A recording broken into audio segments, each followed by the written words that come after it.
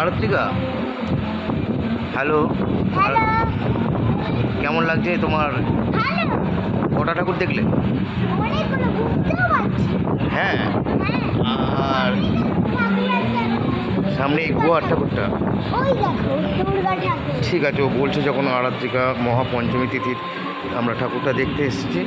মহেশতলার এটা সান্নিধ্য একটি জায়গা, যেটা হচ্ছে নাম হচ্ছে চকমির বা জল কলসা। কিন্তু এইখানে প্রতিমা সেজে উঠেছে মহাপঞ্চমীতে, প্রত্যেকেই সুন্দর বধূ রূপে সেজে আছে।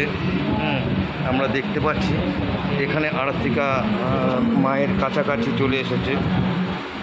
আজ মহাপঞ্চমী, পঞ্চমী তিথিতে আমরা প্রত্যেকে বেরিয়েছি আমাদের ঠাকুরের বিয়েতে। তা এ বিষয়ে আরাত্রিকা কিছু বলবে। আরাত্রিকা বলো, কি বলতে চাইছো?